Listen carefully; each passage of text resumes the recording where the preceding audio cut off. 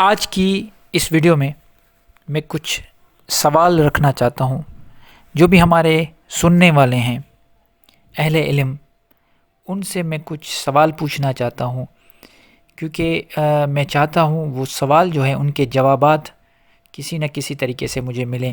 اور نہ صرف مجھے بلکہ یہ سارے سوالات وہ جو لوگ جو نہیں جانتے وہ بھی وہ سوال ان کے ذہن میں بھی وہ سوالات آ جائیں اور ان کے جوابات کے لیے وہ بھی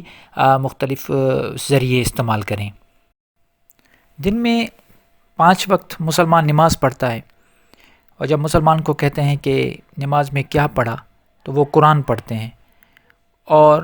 5 ہی وقت قرآن مسجدوں میں پڑھا جاتا ہے۔ جب پوچھا جائے تو وہ کہتے ہیں قرآن پڑھتے ہیں، پھر ان سے پوچھا جائے کیا سیکھا، کہتے ہیں قرآن سیکھا، کیا سمجھا، کہتے ہیں قرآن سمجھا، کیا حاصل کیا، کہتے ہیں ثواب۔ 5 مرتبہ دن میں پڑھتے جا رہے ہیں، امام بھی پڑھتا جا رہا ہے، نہ امام کو کچھ سمجھ میں آ رہا ہے نہ پیچھے نمازیوں کو کچھ سمجھ میں آ رہا ہے، لیکن یہ قرآن کنٹینیوسلی پڑھا جا رہا ہے۔ کیا آپ مجھے ایسے کسی کتاب کا نام بتائیں گے جو پوری دنیا میں آپ یہ سمجھیں کہ پوری دنیا میں 24 آورس پڑھا جائے اور سمجھا نہیں جائے؟ مطلب ایک چیز جو سمجھا نہیں جائے اس کو پڑھ بھی رہے ہیں، یاد بھی کر رہے ہیں، اس قرآن کو حفظ بھی کر رہے ہیں لوگ، حالانکہ اس کو کوئی بھی سمجھ نہیں رہا، بچے بھی حفظ کر رہے ہیں نہ سمجھ، ایسا کوئی بھی کتاب دنیا میں موجود نہیں ہے۔ کیا میرا سوال یہ ہے کہ کیا یہ قرآن جسے اللہ تعالیٰ نے ہدایت کی کتاب کہا ہے، کیا یہ اس کے ساتھ ناانصافی نہیں ہے؟ ہمارے ہر دنیا کے جو بھی معاملات ہیں ان کے سب حل جو ہیں وہ موجود ہیں اس کتاب میں، اور اللہ تعالیٰ بار بار فرماتا ہے کہ یہ کتاب آپ کے لیے، یہ پوری انسانیت کے لیے ہدایت ہے، اور اس میں جو کچھ موجود ہے اگر آپ اس پہ عمل کریں گے تو نہ صرف زندگی کی جو یہاں پہ دنیا کی زندگی ہے اس میں کامیابی ہوگی بلکہ آخرت میں بھی کامیابی ہوگی۔ اب میں آخرت کی بات نہیں کر رہا، میں صرف زندگی کی معاملوں، یہاں کے جو معاملات ہیں دنیاوی معاملات کی اگر میں بات کروں تو مجھے بتائیں کون سا ایسا معاملہ ہے جو اس قرآن میں، اس کتاب میں موجود نہیں؟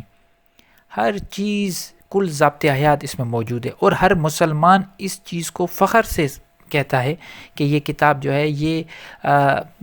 اس میں ہر چیز کی بیان کیا ہوا ہے، اور ہر مسئلہ اس میں مسئلے کا حل موجود ہے، اور بڑے یہ سمجھیں کہ ہم اس کو ناز اور فخر کے ساتھ کہتے ہیں۔ لیکن خود سے میرا یہ آپ سب سے سوال ہے، آپ بھی سوال کر سکتے ہیں سب، کیا ہم اس کو سمجھنے کی کوشش کر رہے ہیں؟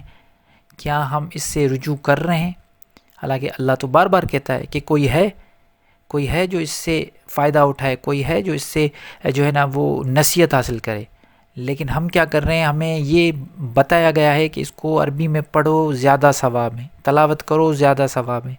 اس کی اگر اس سے تھوڑا اگر اس میں اس کی ٹرانسلیشن کو اگر دیکھو گے تو پھر کیا ہوگا کہ مختلف علماء مختلف طریقوں کے بریکٹس لگا کے اپنی جو ہے نا مطلب نکال رہے ہیں۔ تو آج تک میرا یہ سب سے اہل علم اور آپ سب سے یہ سوال ہے کہ کیوں دنیا میں ہر چیز پہ کام ہوا، قرآن پہ کیوں نہیں کام ہو رہا، سوائے سمپل ایک ٹرانسلیشن، اور سب نے ایک جیسی ٹرانسلیشن کی ہے۔ میں آپ کو بتاؤں، آپ ساری ٹرانسلیشن میں کہیں پہ تھوڑی بہت چینجنگ ہے، لیکن تقریباً سب نے ایک جیسی ٹرانسلیشن کی ہے۔ تو میں یہ پوچھنا چاہتا ہوں کہ اگر لوگ یہ کہا جاتا ہے یہ قرآن 1400 سال پہلے آیا ہے، تو یہ 1400 سال سے لے کے اتنے عرصہ 1.5 صدی گزر گئی، یہ آپ سمجھیں کہ گزر گئی ہے، اس میں آج تک کوئی ایسا نہیں ہے جو اس پہ ریسرچ ورک کرے۔ اس میں ریسرچ ورک ہوا ہی نہیں، کسی نے لغت پہ کام نہیں کیا۔ لغت میں آپ دیکھیں کہ وہی چیز ہیں، مطلب اگر کام کیا ہے تو اس کو چھپایا گیا ہے، اس کو سامنے نہیں لے کے آئے۔ میرا یہ دوسرا سب سے بڑی اہم بات کرنے جا رہا ہوں، میں کچھ بزرگان دین کے جو نام آپ کو گنواتا ہوں، یہ آپ سوچیں ان کی طرف سے آپ ان کی بڑی عزت کرتے ہیں، میں بھی عزت کرتا ہوں، میں بھی ان کو جو ہے نا اللہ کے جو ہے نا بہت نزدیک لوگ سمجھتا ہوں۔ یہ لوگوں نے بڑی محنت کی اور بڑی اپنے نفس پہ کنٹرول کیا اور لوگوں کے لیے بڑے کام کیے، لیکن مجھے بس یہ ایک پرابلم ہے کہ انہوں نے قرآن پہ کام کیوں نہیں کیا؟ آج تک ہمارے پاس ان کا کوئی ٹیکسٹ نہیں آیا، ہو سکتا ہے کیا ہو لیکن کوئی سامنے نہیں آیا۔ میں آپ سے پوچھ رہا ہوں، آپ سب لوگوں سے، کیا آپ کے سامنے ان کا کوئی ایسا مجموعہ آیا ہے جن میں جس پہ قرآن میں کام کیا ہو؟ تو میں ابھی ان کے نام ذرا میں آپ کو بتا دیتا ہوں۔ ٹھیک ہے، حسن بصری، رابعہ بصری، جنید بغدادی، منصور الحاج، امام بخاری، ابو حنیفہ، امام حنبل، امام مالک، امام شافعی، امام جعفر صادق، شمس تبریز، امام غزالی، شیخ عبد القادر جیلانی، مولانا رومی، لال شہباز قلندر، بہاؤدین زکریہ، داتا گنج بخش، بابا فرید گنج شکر گنج، عبداللہ شاہ غازی، عبداللہ شاہ اصحابی، غریب نواز چشتی، بو علی سینا قلندر، سخی وہاب شاہ۔ اب میں نے یہ جو سارے آپ کو نام گنوائے، ان میں بہت اور بھی ہیں، لیکن یہ بڑے جو ہے نا مشہور اور جلیل قدر لوگ ہیں۔ میں نے اسٹارٹ کیا 642 سے عیسوی صدی سے اسٹارٹ کیا، اور یہ 1350 میں سخی وہاب شاہ جو ہے 1263 سے 1350 تک ان کی ہے۔ اب میں یہ آپ سب سے پوچھنا چاہتا ہوں، اگر آپ کے پاس ہے تو مجھے بتائیں، انہوں نے میں یہ مانتا ہوں کہ فقہ پہ کام کیا انہوں نے شاعری کی، انہوں نے جو ہے نا یہ ساری چیزیں انہوں نے تو بڑے قرآن پہ بھی کام کیا، یہ سارے جو ہے نا یہ عربی کے بھی ماہر تھے، فارسی کے بھی ماہر تھے، بڑے کام کیے انہوں نے۔ ہمارے پاس ان کی صرف یہ شاعری آئی ہیں، ان کی صرف جو ہے نا یہ کہانیاں آئی ہوئی ہیں، کرامت ہمارے پاس آئی ہوئی ہیں، لیکن ان کی کوئی بھی جو قرآن پہ پرٹیکولر کام کیا ہوا ہو، تفسیر کی ہوئی ہو، کوئی ایسا لغت پہ کام کیا ہو، کوئی ان لوگوں کا نہیں آیا۔ میری کم سے کم میں اپنی جو جانکاری جہاں تک مجھے ہے وہاں تک میں یہ بات کرتا ہوں کہ مجھے تو یہ آج تک ایسی کوئی بات نہیں ملی۔ ہاں یہ ہے کہ فرقوں پہ بہت کام ہوا ہے، قادری بھی بن گئے لوگ، چشتیہ بھی بن گئے، بریلوی بھی بن گئے، بڑے جو ہے نا یہ ان کے ایک سلسلے، نقش بندی بھی ہو گئے، سلسلے بن گئے، لیکن کیا یہ سلسلہ بنا کہ قرآن کیا کہتا ہے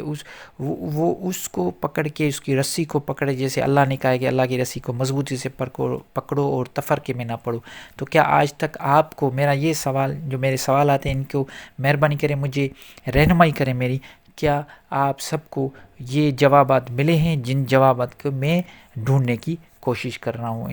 تو آپ میں امید کرتا ہوں آپ بھی میری مدد کریں گے، یہ سارے سوالات جو ہے ان سب کے جوابات جو ہیں، آنسرز، وہ سب ڈھونڈنے میں میری مدد کریں گے۔ اور مجھے جو ہے نا یہ امید بھی ہے، اگر ایسے کچھ کتاب، ایسے کچھ باتیں ان بزرگان دین کی اگر آپ کے پاس ہے تو کائنڈلی ضرور شیئر کیجیے گا۔ اس سے نہ صرف میری رہنمائی ہوگی، بلکہ سننے والے جو دوسرے ہیں جن کے پاس اویلیبل نہیں ہے ٹیکسٹ قرآن کے حوالے سے، ان کی بھی رہنمائی ہوگی۔ اپنا بہت خیال رکھیے گا۔ اللہ نگہبان۔